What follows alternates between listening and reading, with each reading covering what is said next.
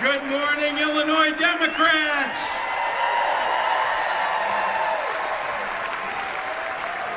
Let's give it up one more time for the real fighter for Illinois, Lieutenant Governor Juliana Stratton.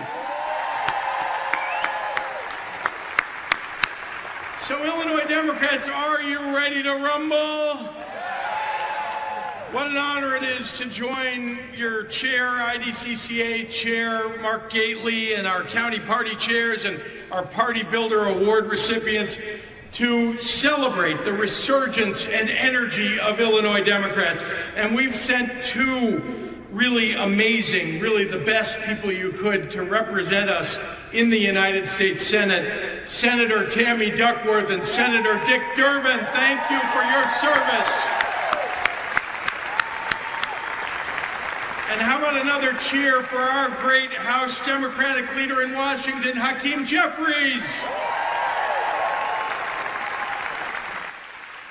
From Cairo to Decatur, to Peoria, to Chicago, each and every one of you is making our party stronger, helping to bring in every vote, every voice, every volunteer that keeps Democrats and our party flourishing. Don't ever think that it goes unnoticed or unappreciated.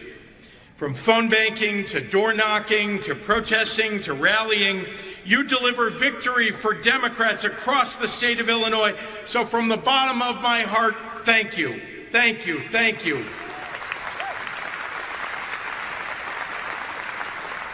Folks, over the last 6 months, it seems like there's always someone who wants to dissect what went wrong for Democrats on the national stage in the 2024 elections. There are books and op-eds and resurrected ghosts of past Democratic campaigns showing up on Fox News and on CNN, Substacks by anyone with a computer and an opinion, tortured monologues across social media and TV. The pity party, the circular firing squad, the think tank brainstorming sessions, they just need to be over. Since the dawn of the Republic, political parties have won and lost elections and then won again, and that's what's going to happen to us in 2026.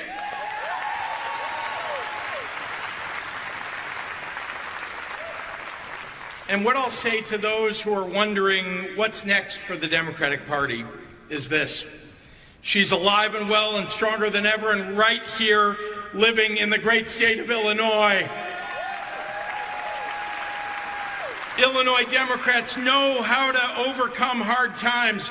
Look what our army of happy warriors here has achieved. We worked our tails off and ousted the Republicans who tanked our state's finances and badmouthed Illinois' working families.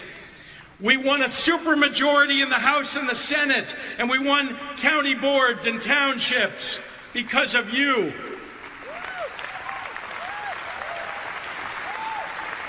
And we Democrats, we wasted no time turning the ship around. We took the Republicans 2 years of no budget, and we balanced 7 budgets in a row. We took 8 credit downgrades and turned them into 9 credit upgrades. We paid off all the overdue bills that the Republicans left us. We nearly doubled the minimum wage. And we invested $2.5 billion more in public education, from early childhood to K-12 to community colleges to universities. We cut prescription drug prices and we beat back the insurance lobby to protect mental health coverage. We built a firewall around civil rights in this state, and we turned this state into a safe haven for women's reproductive rights.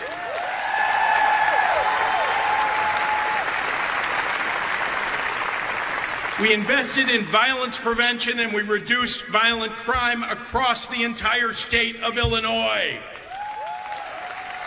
And we finally beat the NRA and banned assault weapons.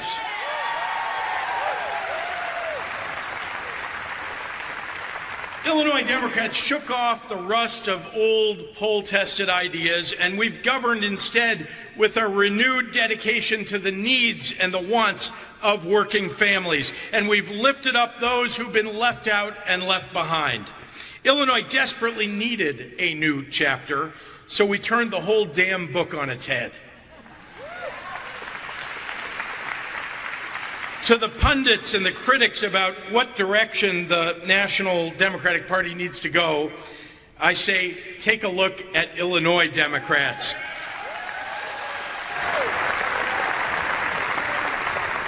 Yes, winning elections is partly about messaging and strategy, but it's mostly about values and delivering on them. And our values are exactly where they ought to be. So it's time to stop apologizing when we're not wrong.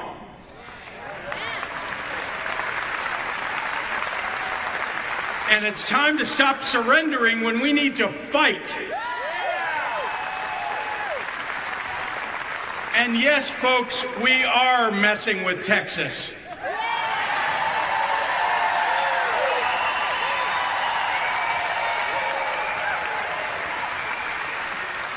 Our farmers and small businesses don't deserve to be bankrupted by Trump's tariff wars. Our working class families don't deserve to lose their health care because Republicans in Congress want to hand a massive tax cut to billionaires. Our federal workers don't deserve to have some 19-year-old Doge bro called Big Balls destroy their careers.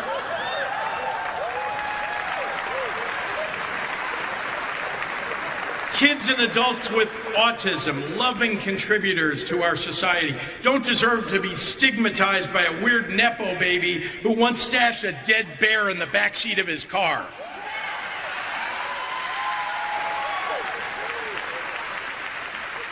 Immigrants who are obeying the law and paying their taxes, hoping one day to become U.S. citizens, don't deserve to be grabbed off the street and shipped off to Libya without due process.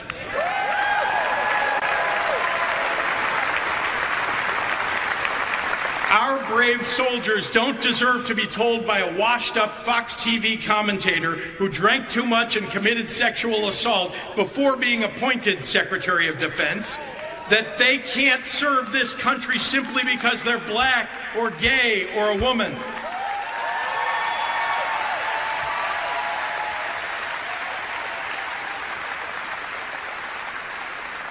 And it is time to end the corruption in the Oval Office.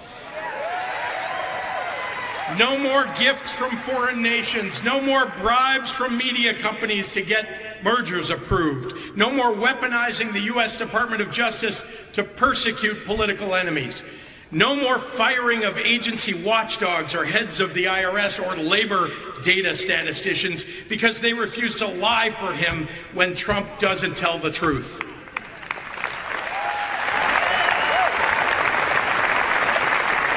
Corruption has taken over the federal government, and it's got to stop. Now, if it sounds like I'm becoming contemptuous of the MAGA Republicans in Washington, it's because I am.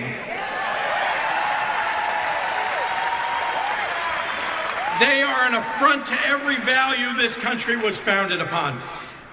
There's a dark hopelessness in our national politics right now, but make no mistake, we have lived it in Illinois when we had Republicans in charge. But I'm optimistic that the nation will have a chance to play out on the national stage the story of restoration that we are writing here in the Prairie State. Ours is a story that doesn't have a cult telling us what to believe, or sycophants telling us what to say, or a king telling us what to do.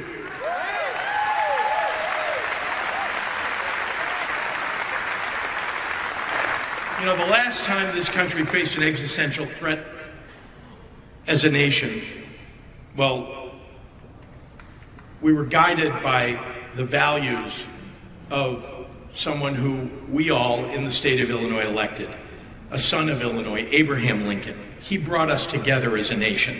And today, the face of a national politics of division, cruelty, and extremism, well, it needs to be stopped, and it can only be stopped by people like the people of Illinois who give hope to the nation by virtue of what we have achieved. Democrats in Illinois show what's possible when we set off on a new course, resolute in the cause of effectuating the goal of life, liberty, and the pursuit of happiness for our people. That kind of change derives not from a blind faith in the inevitability of a better tomorrow, but a fierce belief in our ability to put the hard work in to make it so. That's what Illinois is all about. That's what Illinois Democrats are all about.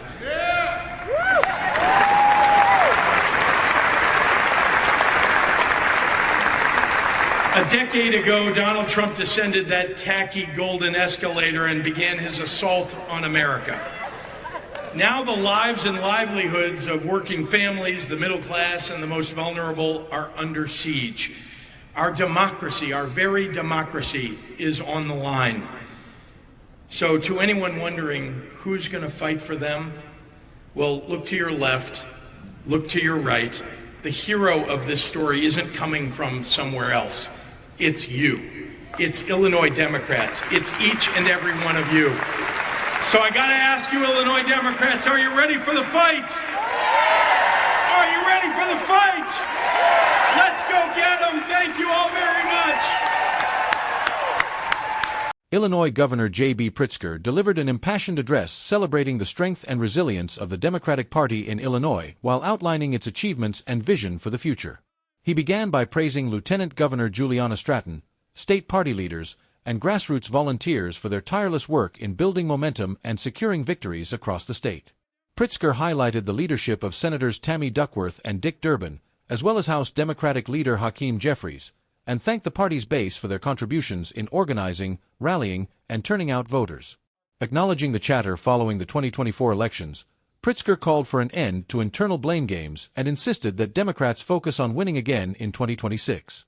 He drew parallels to historical cycles in politics, stressing that victories and defeats are part of the process, and reaffirmed that the party remains alive and well in Illinois. He celebrated the state's progress since ousting Republicans from power, pointing to 7 consecutive balanced budgets after years of fiscal mismanagement, 9 credit rating upgrades, full repayment of overdue bills, and a nearly doubled minimum wage. Investments in public education at every level, reductions in prescription drug prices, protection of mental health coverage, and a strong defense of reproductive rights were also among the achievements he highlighted. Pritzker underscored violence prevention programs, statewide reductions in violent crime, and Illinois' ban on assault weapons as further proof of effective governance. Throughout his remarks, he stressed that success is built on values and delivering for working families rather than relying solely on messaging strategies. He urged Democrats to stop apologizing when they are right, to confront Republican extremism directly, and to push back against policies that harm small businesses, working-class families, federal employees, immigrants, and marginalized groups.